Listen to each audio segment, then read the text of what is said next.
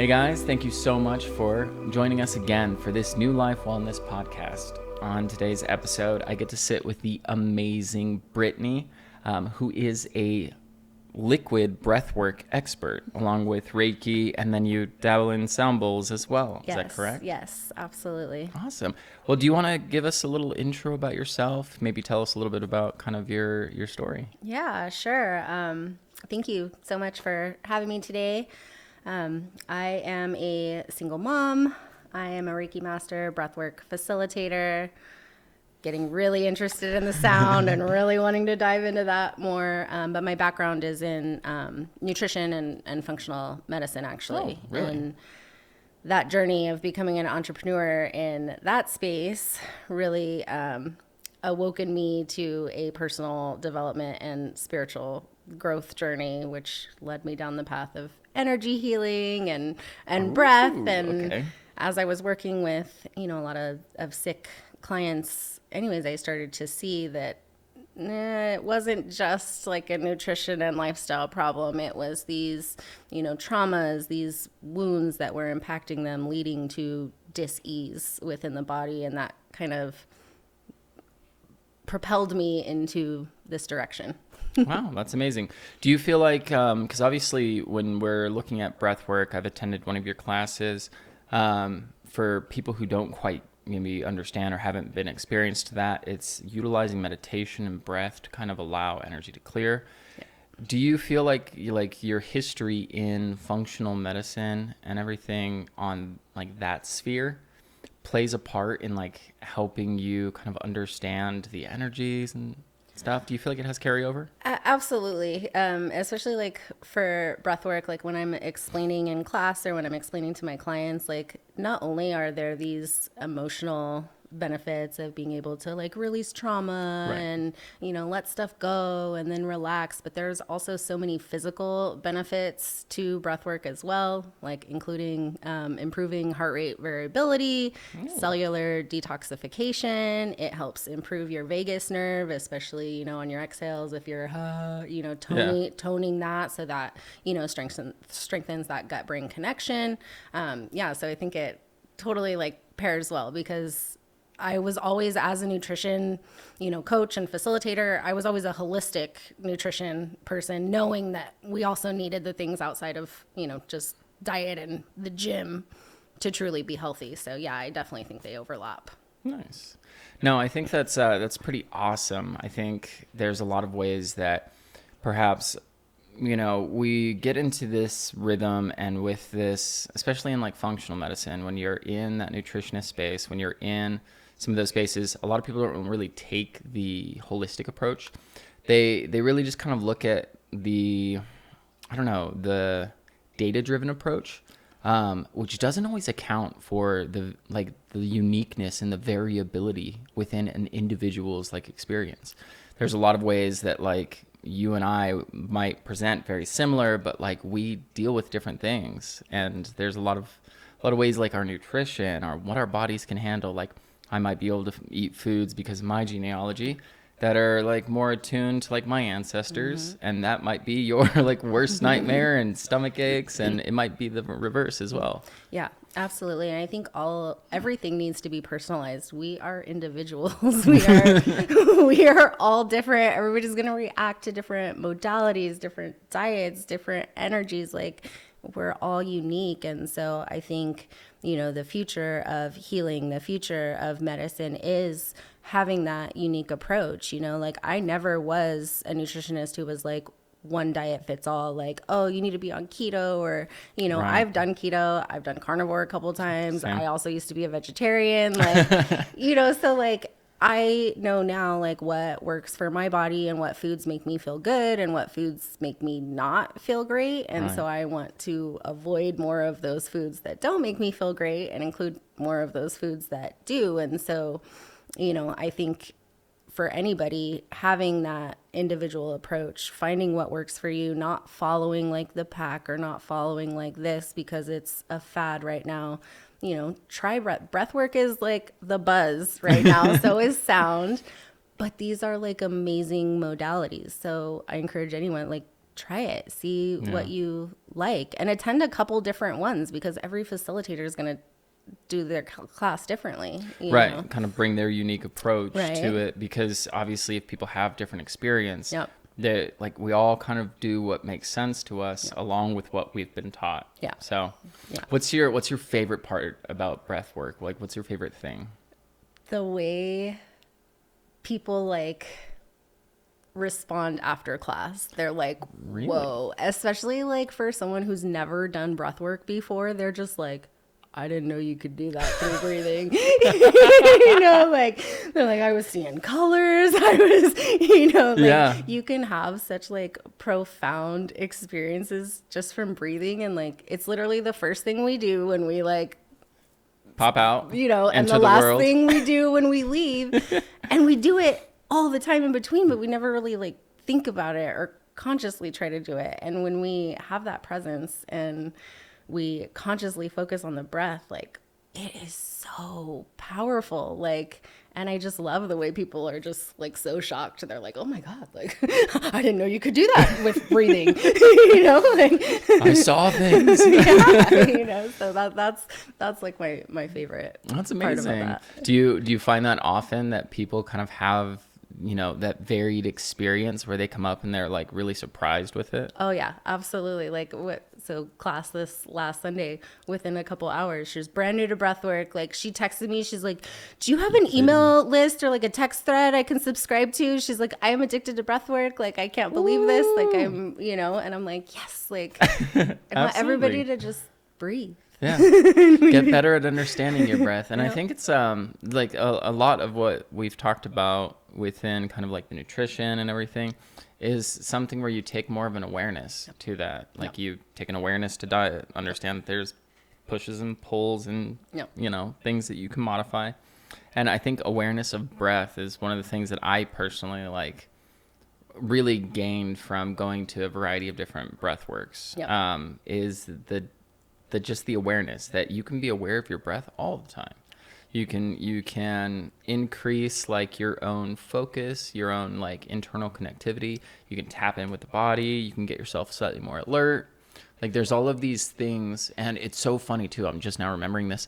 I took like a martial arts class, and it was based from like ninjutsu, so it was based from like Japanese stuff, and we learned this run. And it was like a breathing run, and it was a meditation. Oh, okay. So I used to do that like in track and stuff. After I learned it, it was a lot of fun. It was like, kind of like skipping and then doing like inhale, inhale, exhale, inhale, inhale. Yeah. And because you get lost in your breath, you never run out of breath. Yeah. And then by the time these monks, I guess, used to do that, you know, way back in the day, in order to travel village to village, is they'd be like, oh, I'm just going to do my breath step and then you're forget there. about it, and then all of a sudden you're there. 3 and it's days like, later.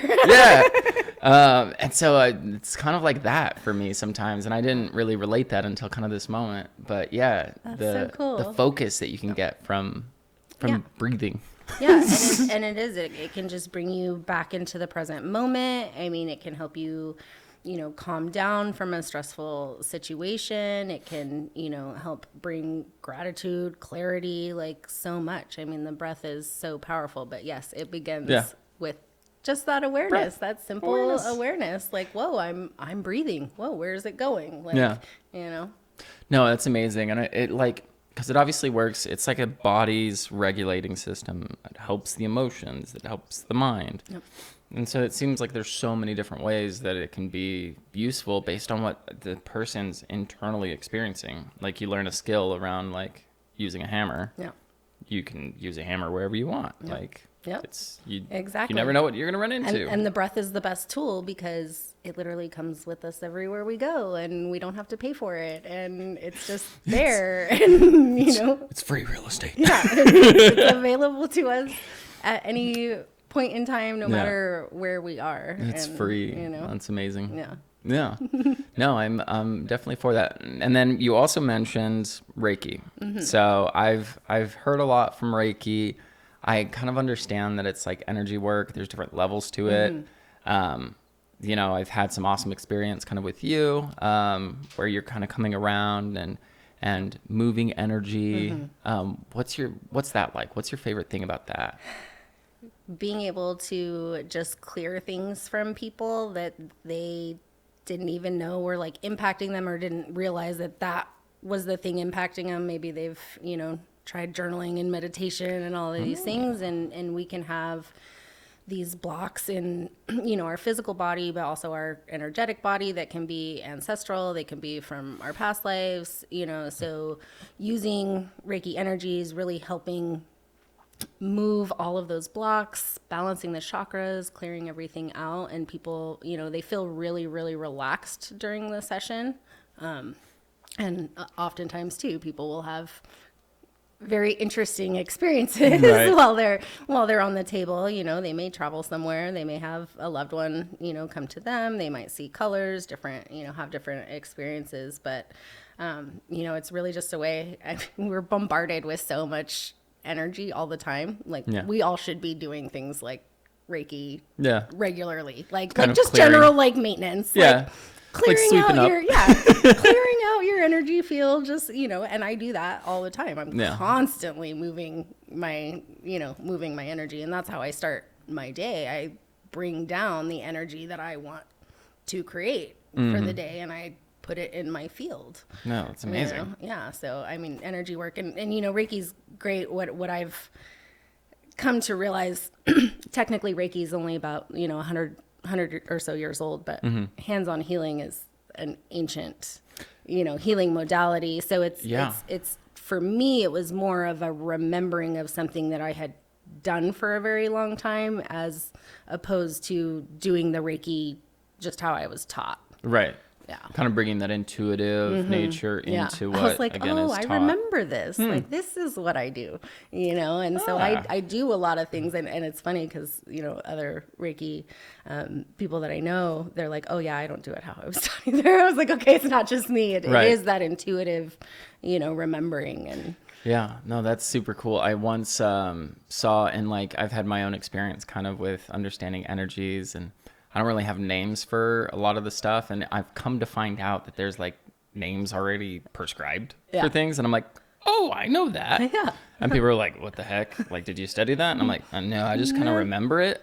It's just in there. Probably just wasn't this life. Like, I don't know, cellular memory, soul memory, ancestral, whatever it is. Like, it suddenly clicks. And it's like, but I was watching this old documentary, and at the time I was like younger, and it was something around some of the tribes in Africa, and they used very old techniques, and it was like indigenous tribes. And the healer, the shaman of the tribe, would do this like spiritual like energy exchange where he would have to like take energy from him and try to help someone and put it on his hand on his chest. And at the time, it was me and my brothers watching it, and it was, we made fun of it because it's like, the guy was making sounds going psh, psh, invisible, psh. And I was like, he's firing energy, like, and it was a thing of laughter. And then it come to kind of realize that thing has been, in my mind a lot. And it's like, that's just how these old like ceremonies, that's how they understand like energy, or they understand what they're working with. And so they may not take a traditional route of looking at the physical first. They might look at, what is the emotional? What is the thought process? Because we have habits of thought, we have habits of action, and we have habits of feeling. And those combine into effects that we really feel in our body, and it manifests as these, things within our body. It's like, oh, my right shoulder's hurting. Dis-ease. Like that's, it's just the body is not in ease. It's not in comfort. It's, Right. Exactly. But it's so much more than just the nutrition and the lifestyle. It is these energetic things, and we have no idea, past people that we've been with, people that we've crossed paths with, family, like all of these things could be affecting our energy. So I highly recommend, whether it's Reiki or any type of other energetic healing, everybody should do a good full clearing, and then, maybe even get attuned to Reiki 1 so that you can clear yourself. And that way you're just protecting yourself. Because like you said, I would think that was crazy too. I would have laughed at that years ago, right? I would have like, what? cool. You know, like, oh yeah, buddy, like you're moving energy, but now I understand. And it's like, it was specifically the real. sounds too, because he was going, psh, psh, yeah. psh, psh, and I was like, all right. But then I learned later that like, and when I studied a bit of sociolinguistics, like there's so many different ways, like we've, as different cultures, but as the collective human race, have created sound and language and like an inhale and an exhale, like carry different things, like they meant stuff. Like we use words very like, you know, nonchalantly nowadays, sometimes almost flippantly, where it's like, it doesn't matter. But if we look at like some of the origin, like that had meaning upon meaning upon meaning, like the difference between, you know, like starting a word with qua, like quality, you know, whether it was quintessence, qui, qua, and then there's quo, where you have Latin, like, but those are even different in your breath flow. And they used to take it off of like, you know, how the letters were formed. And it's like, man, this stuff's so complex. People put all this thought into it. And it's like, all right, I just got to figure out at least kind of what the idea was. And then, you know, it doesn't matter if I learn every little thing, I can kind of intuitively understand some of the breathing, some of the sounds, some of the energy that's put there. And, you know, it kind of helps you guide through a lot of today's society. Yeah. You know, and the more and more I dive into this work, I think like everything is like energy and sound. Like that's like that's like what started everything, you know, it was like a sound, like, and that was like the vibration is what created everything. So you can call it the Big Bang, you can call it whatever. Like it was a breath. Like, it was like, and spoke it into existence, you know, like that's crazy. It's so nuts. And it's literally like everything is vibrating. If you look down from like our traditional classical like understanding of the world, then you look at atoms and, you know, the different ways that, well, proteins and stuff, then what the atoms that are constructing those proteins are, and then the quarks that are moving between states of existence. Right. It's all moving in a vibration, probability. Even atoms are vibrating based on their elemental level. Like, nothing is stagnant. Like there is no stagnant. Even the universe itself is measured as currently expanding. Right. Like the only certainty is movement. And that's like, it's all movement, and it's all based on frequency. And even some of the most brilliant people who were responsible for like creating understanding that started some of the most advanced technological like things, even like Nikola Tesla. The famous quote from him is, if you want to understand the universe, think in energy, frequency, and vibration. And so it's how you understand the entire universe. It's how you understand so much of the world around you. And they're proving, you know, how sound can just completely like kill cancer cells and you know, things like that. But there's so much like, and there's some old stories of that too, where people have been kind of looking at this, and then we moved away from it because there's no profit in it. Well, the scientific community, obviously, like we find these things later in life where it's like, you know, I was watching this thing on these mathematicians, and it was just a funny little thing about math. But back in the day, it was like 1500 in like Spain or Italy. They had to, like, in order to make money as a mathematician, you had to math duel people. You would give them 30 problems and equations. They would give it to you, and whoever got more, literally, you had 48 hours. Whoever got more correct would be able to take their position. So it was a little bit cutthroat, but it led to this thing where it's like people would get like really good equations and not tell anybody. They would understand stuff and not tell anybody.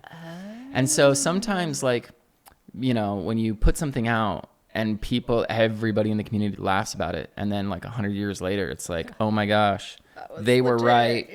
What were they talking about? So I think that's kind of the scenario that we're understanding, is because there's like this missing, and I was telling my sister about this like a year ago, is like there's a missing like area or field based around like sound or harmonics. Like the laws of vibration. Like we don't really understand those. We understand the law of gravity. We understand like these universal laws, laws of thermodynamics. They haven't done much digging into sound. So we got to ask ourselves though, why not?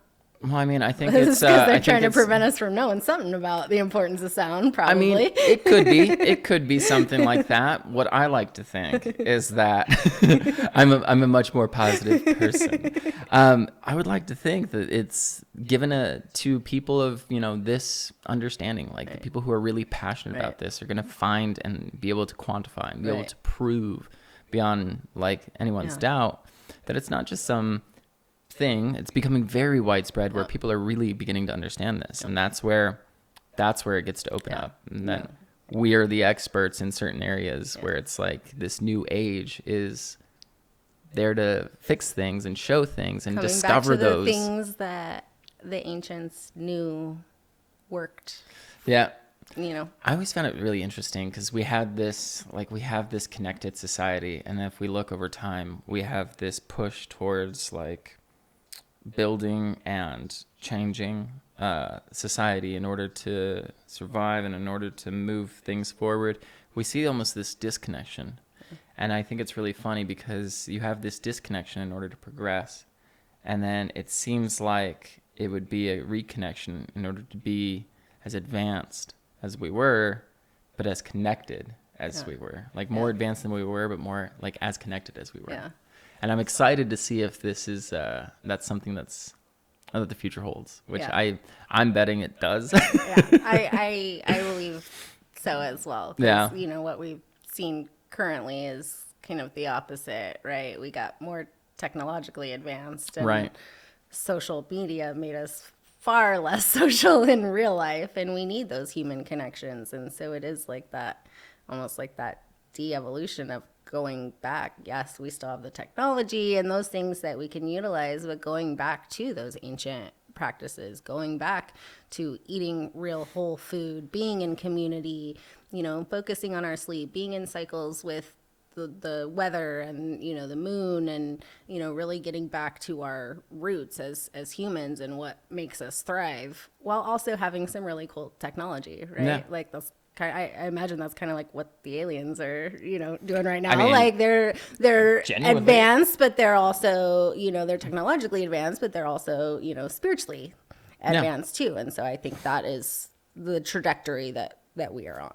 No, I definitely can see us becoming better and becoming more balanced and becoming, you know, more focused and more aware. And I think that's, you know, and healed. That's healing, to you stop, know? you know, so many of us, we're taking on all of this stuff from generations and generations. And so when we're able to heal, we stop passing that on, you know, to the kids. I found an amazing amount of people who in this current like generation, people similarly my age, a little bit younger, they are these interesting people faced with not just their own life patterns, but very deeply imbued with the generational patterns.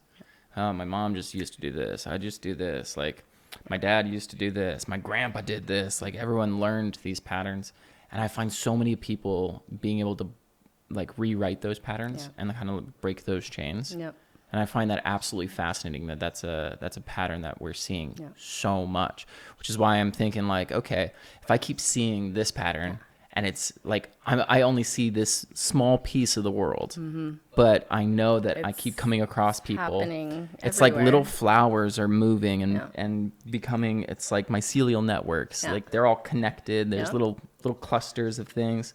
And so that's why I have a lot of this hope and a lot of this like positive expectation, is because there's so many people and like this idea of health, this idea of returning to like good food, like it's shared by so many of us. And so real food, like healing the earth, healing the planet that provides all this life for us, like, and stop poisoning her, you know. And I think we really are, you know, our generation, like, you know, I'm a late millennial, and, you know, younger, your generation. I mean, we do care about the planet, and we care about the chemicals and the stuff that we're putting on our bodies and the stuff that we're feeding our kids. And like, you know, like my parents, that was kind of, you know, I grew up in the 90s eating like Gushers and, you know, like Fruit Loops. Hey, the Gushers slap like, though.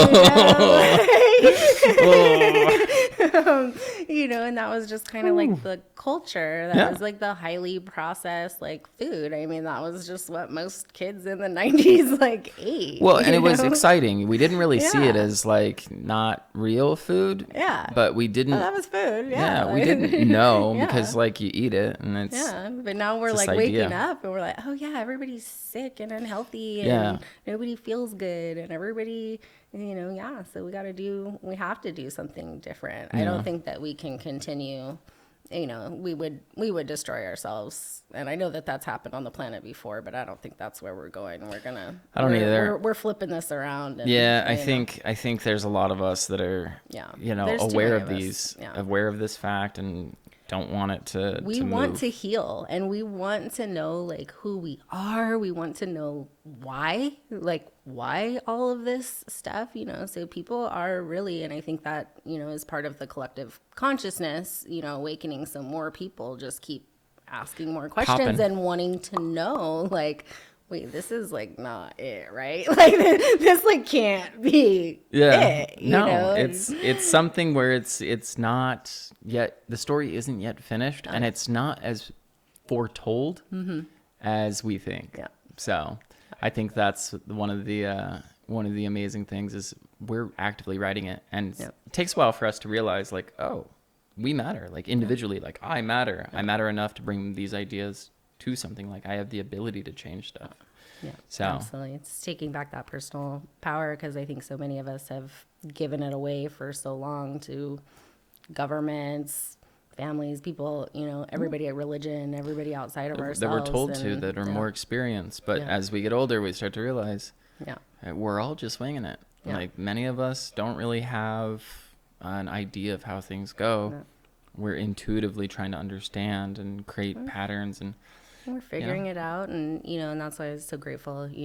Healing communities like New Life, bringing people who are on that same level together to create that space in order for us to all heal, so that we, can not only heal ourselves, we heal our ancestral lines, we heal our past stuff, we help raise the consciousness of the collective, so.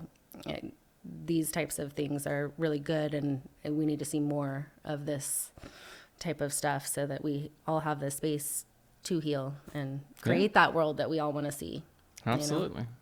No, and I think that's awesome, because that's the goal with New Life. That's the goal with this podcast. That's the goal, is kind of creating some of those experiences where we're educating or showing people that it's it's possible. Yep, absolutely. Absolutely. We're gonna that one died out. We lost some memory on it. So Just need your code. 1312, but don't touch it because it may have run out of memory. 1312. Just don't click off of it. Make sure you get to talk about the event this upcoming weekend. Yeah. Sure. Yeah, I'm out of storage on that. The reason why I was recording over here. Well, we're just about finished, so it doesn't really matter. We're gonna get some behind the scenes stuff. Yeah. So, in kind of your kind of inclusion with, well, let me end this podcast first. So, well, Brittany, I do want to thank you so much. It's been amazing kind of being able to chat with you, and thank you everyone else for joining us. This has been an amazing podcast where I think we've gotten to dig deep a little bit and be excited about the future. Yeah, absolutely. Thank you so much for having me, and thank you everyone for watching as well. All right, and we'll see you guys next time. Thanks so much. And we're good. So now we'll talk about The event.